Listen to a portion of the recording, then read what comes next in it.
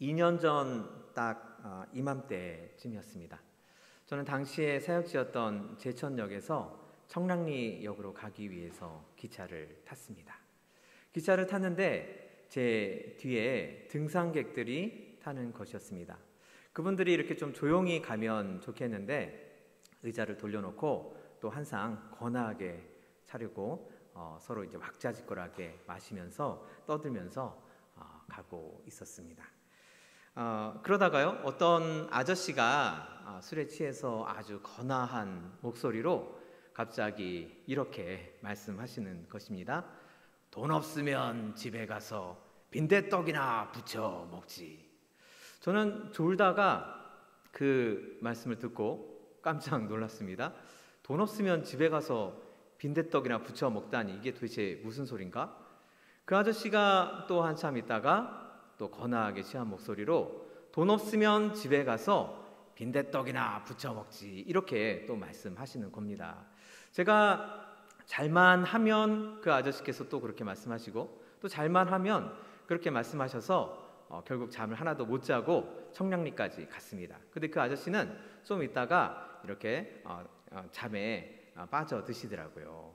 저는 정신이 말똥말똥해져 가지고요, 돈 없으면 집에 가서 빈대떡이나 부쳐 먹지 하는 소리가 도대체 무슨 말일까 생각을 했습니다. 그런데요, 어디선가 그 말을 들어본 기억이 산풀에 나는 것 같습니다. 근데 기억이 날 듯 말 듯 그런 상황이었습니다. 그러다가 제가 구리역에 도착을 해서 이제 집에 걸어가고 있는데요, 갑자기 기억 날 듯 말 듯 한 게 갑자기 확 이렇게 기억이 날 때가 있잖아요. 그래서 드디어 그 노래가 제 머릿속에서 기억이 났습니다. 제가 한 7, 8살 때니까 40년 전이네요. 벌써 40년 전에 라디오에서 자주 듣던 노래의 일부분이었습니다. 문제는요, 제가 집까지 걸어가는데 그 노래가 계속 제 머릿속에서 무한 반복 재생이 되는 것입니다. 여러분들도 아마 그런 경험이 있으실 거예요. 아는 노래가 있으면 그 노래의 특정 부분이 계속 머릿속에서 무한 반복으로 재생이 되는 그런 경험이 있으실 것입니다. 더더욱 문제는요, 제 머릿속에서 무한 반복 재생되는 그 노래가 1950년대, 60년대 그 간드러진 창법으로 울려 퍼지고 있었다는 점입니다. 돈 없으면 집에 가서 빈대떡이나 부쳐 먹지. 딱 이런 스타일로 제 머릿속에서 계속 무한 반복이 되니까 미칠 지경이더라고요. 집에 도착해서 옷 갈아입는데도 돈 없으면 이렇게 울려 퍼지고요, 씻으려고 하는데도 집에 가서 이렇게 울려 퍼지고, 또 잠자려고 자리에 누워도 빈대떡이나 부쳐 먹지, 이렇게 계속 반복이 되는 거예요. 그러니까 잠도 안 오고 해서 인터넷에 들어가서 도대체 이 곡이 무슨 곡인가 제가 찾아봤습니다. 이 곡은요, 1943년에 한복남이란 분이 발표하신 곡이에요. 80여 년 전에 발표하셨네요. 이 곡의 가사를 보니까요, 빈대떡 신사라는 이 주인공이요, 양복 한 벌 이렇게 쫙 빼입고 한정식집 가서 풀코스로 요리를 시켜 먹습니다. 그런데 사실 알고 보면 이 노래 속 이 빈대떡 신사가요, 신사가 아니라 그저 가진 건 양복 한 벌밖에 없는 아주 건달에 불과했습니다. 그런데 이 건달은 자기가 신사가 되려면 양복을 쫙 빼입고 아주 좋은 식당 가서 풀코스로 요리를 시켜 먹어야지 신사라고 생각을 하는 것이죠. 그래서 식당에 가서 요리를 맛있게 먹고 실상은 돈이 없으니까 주인 몰래 도망치려고 하다가 주인한테 딱 걸리게 됩니다. 그래서 요리집 주인이 이 빈대떡 신사한테 음식값 대신에 양복을 그럼 벗어달라고 합니다. 그런데 이 빈대떡 신사는 제발 양복만은 달라고 하지 말라고 아주 이 요리집 주인에게 애걸복걸합니다. 노래 속 건달에게는 이 양복이 자기를 신사로 만들어주는 유일한 수단이지요. 제가 이 빈대떡 신사라는 노래의 가사를 곰곰이 생각을 해봤습니다. 가사의 의미를 생각을 해보니까요, 이 노래 속 건달에게 있어서 양복은 이 사람의 실상을 감춰주는 허상이었습니다.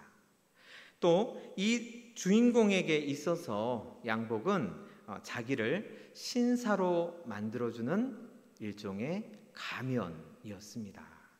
제가 복면 가왕이라는 프로그램을 가끔 보기도 하는데요, 볼 때마다 정말 깜짝깜짝 놀랍니다. 이렇게 노래를 잘하는데 왜 여태까지 뜨지 못했을까? 저 가면 속에 숨어서 노래를 하는 저 참가자는 도대체 누굴까? 정말 노래 잘한다, 이런 생각이 많이 들었어요. 근데 복면 가왕 그 프로그램이 끝나고요, 그 마지막 순서에 이제 인터뷰를 하는데요, 그 인터뷰들의 공통점이 뭐냐면 가면을 쓰니까 자신감이 생겨서 평소보다 노래를 더 잘하게 됩니다, 이렇게 말들을 하더라고요. 여러분, 바로 이게 가면의 힘입니다. 가면을 쓰면요, 내가 다른 사람들에게 더 멋지게 보이게 하기 위해서 나도 모르게 내 본래 힘보다 더 큰 힘이 나오게 되는 것이죠. 자기가 더 멋진 모습으로 있으니까 그 멋진 모습을 유지하기 위한 힘이 나오게 되는 것입니다. 이것을 심리학 용어로는 자아 팽창이라고 합니다. 자아 팽창이 되면요, 일시적으로는 복면 가왕에서처럼 자기의 원래 힘보다 더 큰 힘이 나서 아주 멋진 일, 놀라운 일을 해낼 수가 있습니다. 하지만 장기적으로 보면 빈대떡 신사처럼 자기의 허상의 실상을 감추고 사는 사람이 되고 말게 됩니다. 팽창된 모든 것은요, 오그라들게 마련이지요. 그것이 자연의 이치지요. 그래서요, 마음의 이치도 똑같습니다. 마음이 팽창되면요, 팽창되다가 어느 순간에 오그라들기 시작을 하는데요, 마음이 오그라들면 그 마음 속에 있는 실상은 더 오그라들게 된다는 것입니다. 즉, 허상이 팽창하다가 수축하게 되면 그 허상 속에 감춰져 있는 실상은 허상이 오그라드는 것보다 더 작게 오그라들게 된다는 것이죠. 여러분, 우리 주위에 이렇게 가면을 쓰고 사는 사람들이 얼마나 많은지요. 우리 주위에 허상 속의 실상을 감춰두고 마치 허상을 실상처럼 살고 있는 사람들이 얼마나 많습니까? 수입이 적은데도 마치 수입이 많은 것처럼 그렇게 사는 사람들 너무나도 많지요. 월급날 다음 날이 되면 월급이 그냥 카드값으로 쫙 빠져나감에도 불구하고 자기가 신용카드로 얼마든지 긁으면서 살 수 있다고 이렇게 허상에 사로잡혀서 사는 사람들이 얼마나 많습니까? 여기저기서 조각조각 모은 세상 지식들 가지고 그것으로 마치 세상을 다 안다는 것처럼 세상을 판단하고 다른 사람을 정죄하면서 살고 있는 사람들이 또한 얼마나 많습니까? 빈대떡 신사가 양복 한 벌 가지고 자기 자존심 지킨다며 살고 있는 것처럼 허상에 사로잡혀서 살고 있는 사람들은요, 그 썩어져 없어질 허상 하나 가지고 자기 자존심 지킨다며 살아가고 있는 게 바로 이 세상인 것 같습니다. 하나님께서는요, 다윗의 입을 통해서 이렇게 허상을 따라가며 사는 사람들에게 말씀하시고 있습니다. 시편 144편 4절 말씀입니다. 사람은 헛것 같고 그의 날은 지나가는 그림자 같으니다. 사랑하는 성도 여러분, 그렇습니다. 사람이 허상을 따라가는 한 사람의 인생은 헛것 같고 그의 인생의 모든 길은요, 빛이 비치면 금방 사라지고 없어지는 그림자에 불과합니다. 그렇다면요, 어떻게 하면 사람은 허상을 따라가는 것을 멈추고 그의 원래의 모습, 실상으로 회복될 수 있을까요? 오늘 하나님께서 우리에게 주신 성경 본문 속에 바울도 우리와 똑같은 고민을 하고 계셨던 것 같습니다. 고린도 교회 성도들이 허상을 따라가며 살기 때문에 사도 바울께서는 어떻게 하면 이 고린도 교회 교인들의 허상을 깰 수 있을까 이렇게 고민하시면서 고린도 전서를 기록을 하신 것 같습니다. 고린도 전서는요 1장부터 성도들 간의 문제가 나옵니다. 성도들 간에 바울파, 아볼로파, 베드로파, 그리스도파 이렇게 나눠져서 서로 파벌을 지어서 계속 분쟁을 일으키며 신앙생활을 하고 있는 것으로 그려지고 있습니다. 그리고 뒤이어서요 아주 심각한 성적인 문제도 나오고 있고 또 성도들 간에 복잡한 어떤 법정 다툼 문제도 나오고 있고요. 교회 안에서 해결하지 못해서 그것을 세상 밖의 법정에까지 의뢰하는 그런 문제들이 또 지적되고 있습니다. 그리고 우상 숭배 문제, 그리고 부자와 가난한 사람들 간에 아주 심각한 빈부 차이에 대해서도 말씀하고 있습니다. 특히 이 고린도전서 11장에요. 이 부자와 가난한 사람들 간의 빈부 차이에 대해서 말씀하고 있는데요. 고린도 교회의 성도들이 빈대떡 신사처럼 허상을 따라가며 살아가고 있는 그 모습을 우리에게 아주 여실히 보여주고 있습니다. 당시에는 성만찬을 할 때 공동 식사를 먼저 하고 그리고 주님의 성만찬을 진행했던 것으로 보여집니다. 그래서 공동 식사를 하기 위해서 각자가 자기 집에서 식사를 가져오게 되겠지요. 그런데 부자들은요 마치 자기의 부를 과시하듯이 음식을 아주 한 보따리 쌓아가지고 그것을 쫙 펼쳐놓고 만찬을 펼치듯이 그렇게 식사를 하고 있습니다. 그래서 성만찬이 시작되기 전에 벌써 배가 부르고 포도주에 취한 상태로 있습니다. 반면에 가난한 사람들은 자기 일터에서 돌아오기가 바쁘게 이 성만찬 모임으로 오고 또 그러다 보니까 먹을 것을 챙겨오고 설령 먹을 것을 챙겨온다 하더라도 가난하기 때문에 이렇게 변변찮은 음식을 가져올 수밖에 없었겠죠. 그러니까 성만찬을 앞두고 한편에서는 막 배부르고 포도주에 취해 있는 상태이고 한편에서는 아주 쫄쫄 굶고 있는 상태인 것입니다. 사도 바울께서는 바로 그 모습을 보시고 너희들이 어떻게 그런 모습을 가지고 주님의 성만찬을 진행할 수가 있겠냐, 성만찬에 임할 수가 있겠냐, 그렇게 심하게 책망하시면서 고린도전서 11장에서 주님께서 가르쳐 주신 올바른 성만찬에 대해서 우리에게 말씀해 주시고 있는 것이지요. 여러분, 고린도 교회 사람들은요 물질적으로, 종교적으로, 그리고 사도 바울의 특별한 보살핌을 받아서 영적으로 아주 풍요로운 교회였습니다. 그런데 신약시대에 소개된 다른 여러 교회들을 살펴볼 때요 고린도 교회가 다른 교회들보다 더 많은 문제를 가지고 있는 것으로 보입니다. 그래서 그들이 그리스도인이라는 실상을 따르기보다는 사실은 종교인이라는 허상을 따라가며 신앙생활을 하지 않았나 그런 생각이 들게 됩니다. 그러면 하나님께서는 사도 바울을 통해 고린도 교인들의 허상을 어떻게 깨시고 또 그들의 실상이 그리스도인으로 다시 돌아가게 하셨을까요? 우리는 오늘 고린도전서 15장 9에서 10절 본문이 15장 안에 있음을 유심히 살펴봐야 하겠습니다. 고린도전서 15장은요 흔히들 부활장이라고 이야기합니다. 부활을 부인하는 사람들의 주장에 대해서 사도 바울께서 적극적으로 논박하는 내용이 고린도전서 15장을 구성하고 있습니다. 그런데요, 이 15장에서 9절과 10절을 생략을 하고 8절과 11절을 이어서 읽으면 글의 흐름이 훨씬 매끄러워진다는 것을 우리가 발견할 수 있습니다. 우리 화면으로 잠깐 같이 보시겠습니다. 자, 우리가 그 가운데 부분에 있는 9절과 10절 부분을 빼고요 8절과 11절을 붙여서 읽어보면 맨 나중에 만삭되지 못하여 난 자 같은 내게도 보이셨느니라.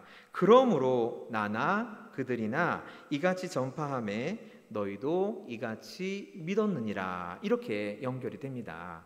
그러니까 지금 사도 바울께서 어떤 말씀을 하시냐면, 나도 예수님께서 부활하셔서 내게 찾아오신 것을 직접 목격한 사람이니까 나도 부활을 전할 충분한 자격이 있다. 이렇게 말씀하시고 이제 고린도전서 15장 12절부터 부활에 대한 논방 내용을 쫙 이렇게 전개해 가시는 것이죠. 그러면 흐름이 아주 매끄럽습니다. 그런데 왜 하나님께서는 바울의 마음을 감동시키셔서요, 바울이 부활에 대한 논방 내용을 설명하다가 느닷없이 자기가 예전에 교회를 박해하고 핍박했던 그 지난 날들을 다시 돌이켜보게 하셨을까요? 왜 하나님께서는 바울의 마음을 감동시키셔서 사울이 변해서 바울이 된 것의 의미를 생각하게끔 하셨을까요? 9절과 10절의 바울의 고백을 통해 하나님께서 고린도 교회 교인들에게 말씀해 주시고자 하는 바는 과연 무엇이었을까요? 이 질문에 대한 답은요, 사도 바울이 기록한 다른 성경 구절들에서 우리가 찾아볼 수가 있을 것 같습니다. 에베소서 2장 5절과 갈라디아서 2장 20절 말씀입니다. 우리 다 같이 이 성경 구절들을 한 목소리로 읽어보겠습니다. 허물로 죽은 우리를 그리스도와 함께 살리셨고 너희는 은혜로 구원을 받은 것이라. 내가 그리스도와 함께 십자가에 못 박혔나니 그런즉 이제는 내가 사는 것이 아니요 오직 내 안에 그리스도께서 사시는 것이라. 이제 내가 육체 가운데 사는 것은 나를 사랑하사 나를 위하여 자기 자신을 버리신 하나님의 아들을 믿는 믿음 안에서 사는 것이라. 아멘.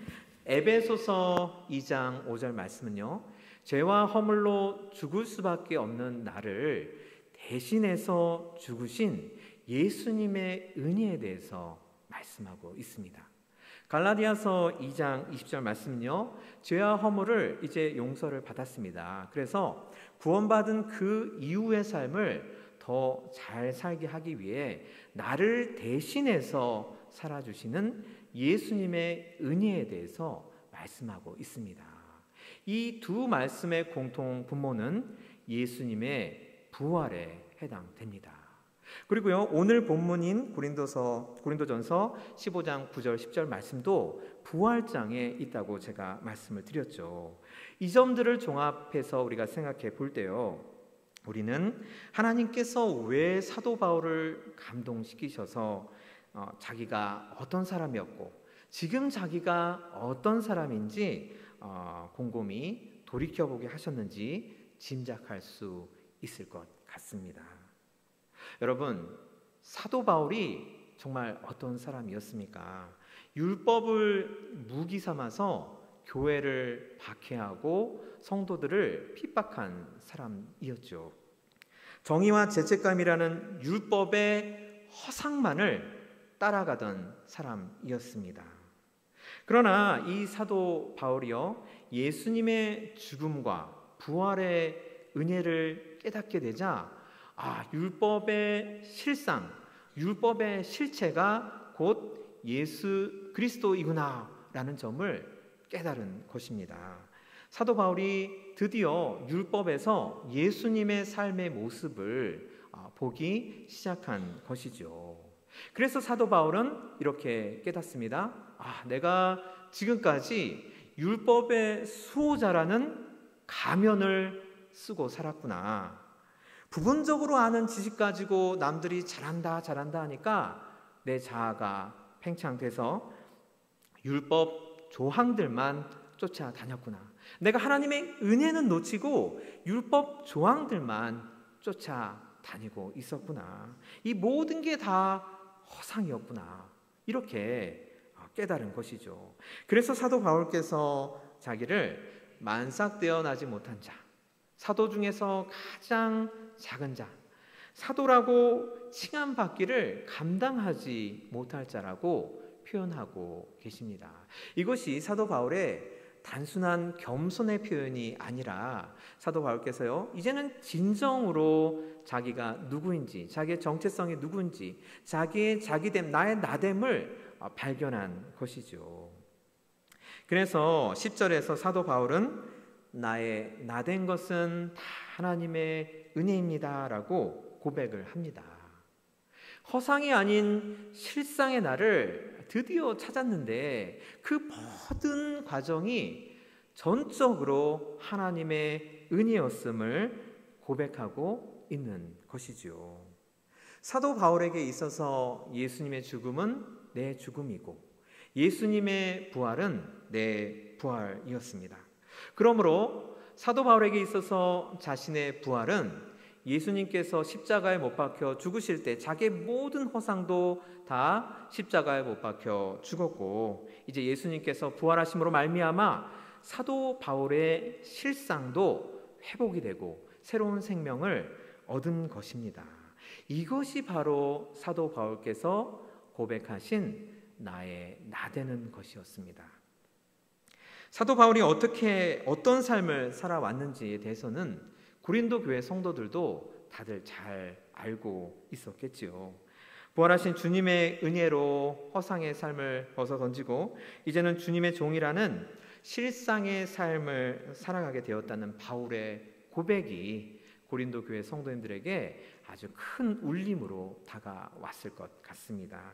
부활에 대한 그 어떤 논리적인 설명보다는 바울 자신의 삶으로서 그 주님의 부활의 은혜가 자신을 어떻게 변화시켰는지, 나의 나되게 하신 그 놀라우신 주님의 부활의 은혜, 그 은혜만으로 우리 고린도 교회 성도님들에게 더욱 설득력 있게 부활의 가르침으로 다가갔을 것 같습니다.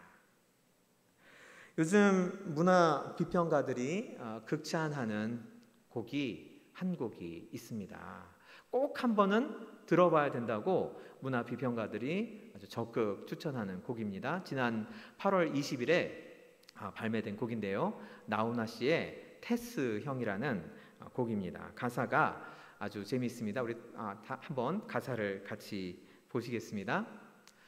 테스 형, 세상이 왜 이래? 왜 이렇게 힘들어? 테스 형, 소크라테스 형. 그러니까 테스 형의 테스가 소크라테스 형의 테스 형이었네요.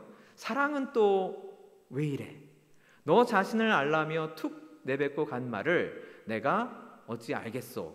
모르겠소, 테스 형.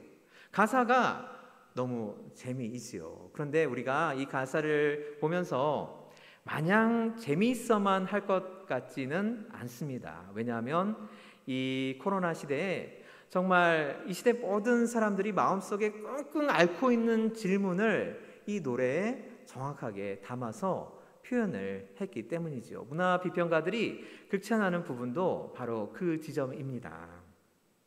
여러분, 세상 사람들이 세상은 왜 이래? 왜 이렇게 힘들어? 사랑은 좀 잘해보려고 그러는데 사랑은 또 왜 이렇게 힘들어? 이렇게 물어볼 때 우리 크리스천들은 세상에 뭐라고 답을 해야 되겠습니까? 우리 크리스천들마저도 세상은 왜 이래? 왜 이렇게 힘들어? 사랑도 왜 이렇게 내 마음대로 안 돼? 이렇게 불평불만하고 질문하면서 그러면서만 살아야 하겠습니까? 오늘 하나님께서 우리에게 주신 고린도전서 15장 9절로 10절 말씀으로 우리는 세상에 답을 할 수가 있습니다. 세상이 왜 이렇게 힘들어?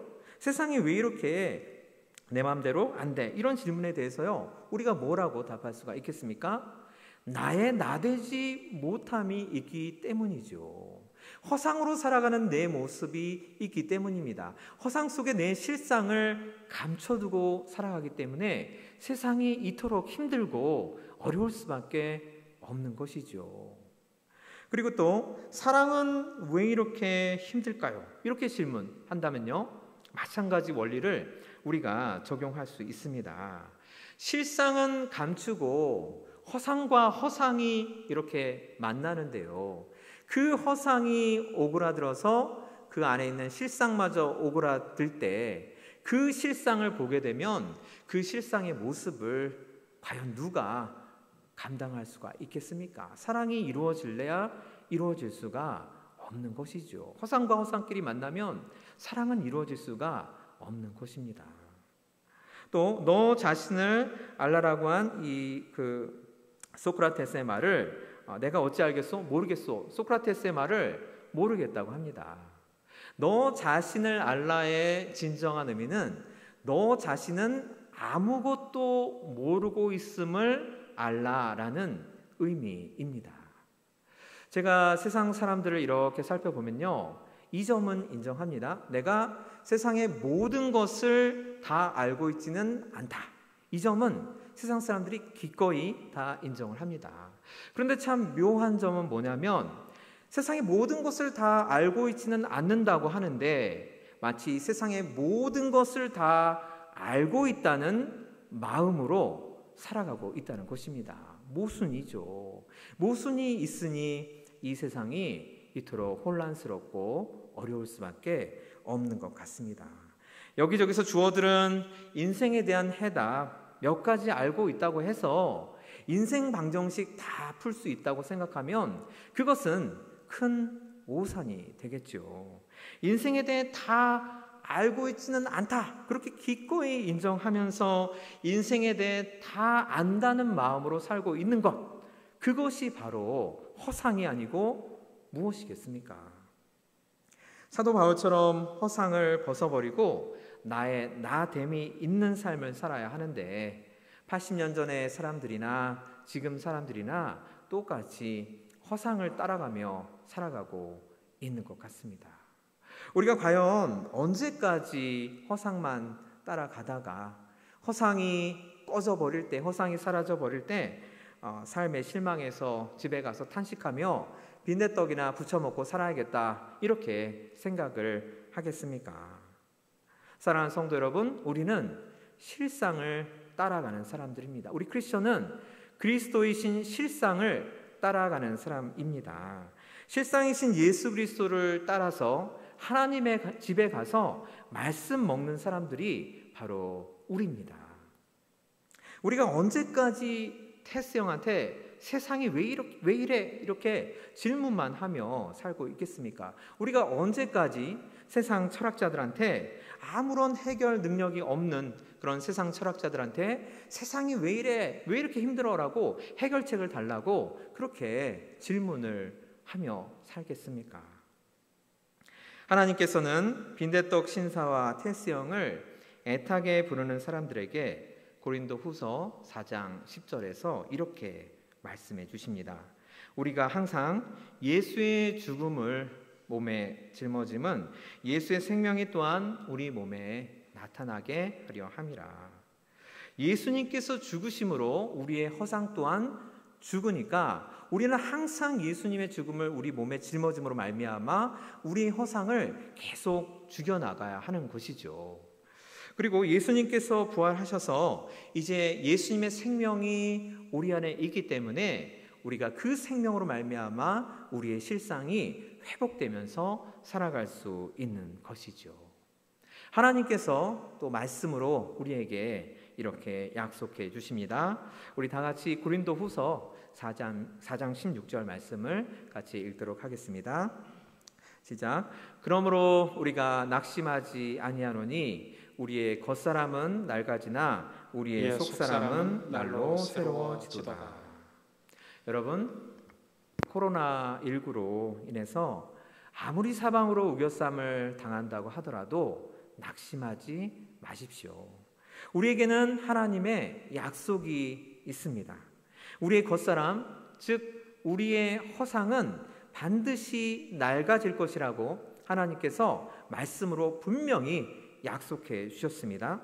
우리의 실상은 예수 그리스도 안에서 날마다 새로워질 것이라고 하나님께서 말씀으로 분명히 약속을 해 주셨습니다.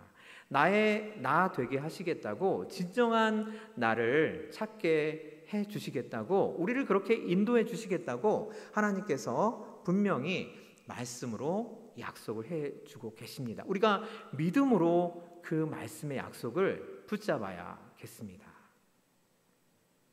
우리 사랑하는 성도 여러분, 제가 생각할 때 우리 인생은요, 결국 허상을 버리고 실상을 찾아 나서는 순례 여행인 것 같습니다. 주님과 함께라면 그 어디나 하늘나라 같은 삶이 바로 실상의 삶이 됩니다. 왜냐하면 내가 있어야 할 곳, 내가 언젠가는 하나님께서 부르실 때 돌아가야 할 그곳이 바로 지금 이 순간에 내 삶의 영역에서 펼쳐지기 때문이지요. 코로나19로 인해 그 어느 때보다 힘든 추석 명절입니다. 그러나 우리가 흔히 추석에 기대는, 추석에 바라는 그런 허상은 이제 버리고 여기까지 인도해 주신 에베네셀의 하나님께 감사하며 나의 나됨을 찾아가는 추석 명절 기간이 되시기를 주님의 이름으로 권면드립니다. 우리 다 같이 하나님께 기도드리겠습니다.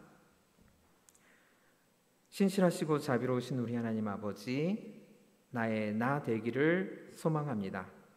하나님, 그러나 저희들은 어떻게 하면 허상을 버리고 어떻게 하면 가면을 벗어 던질 수 있을지 너무나도 모르고 무지합니다. 주님, 우리를 불쌍히 여기시고 긍휼히 여기셔서 우리 안에 오셔서 주님의 생명으로 말미암아 우리의 모든 실상을 회복시켜 주시고 주님께서 십자가에 죽으신 그 보혈의 은혜로 말미암아 우리의 모든 허상을 날마다 십자가에 못 박아서 주님 죽여 주시옵소서. 주님과 함께 살고 주님과 함께 순례 여행을 떠나는 우리 귀한 실상으로 나아가는 성도님들의 삶이 될 수 있도록 주님 저희들 인도하여 주시옵소서.